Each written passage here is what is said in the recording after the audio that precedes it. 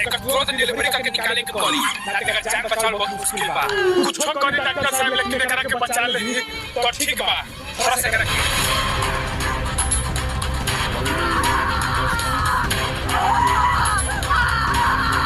बस हो गया ए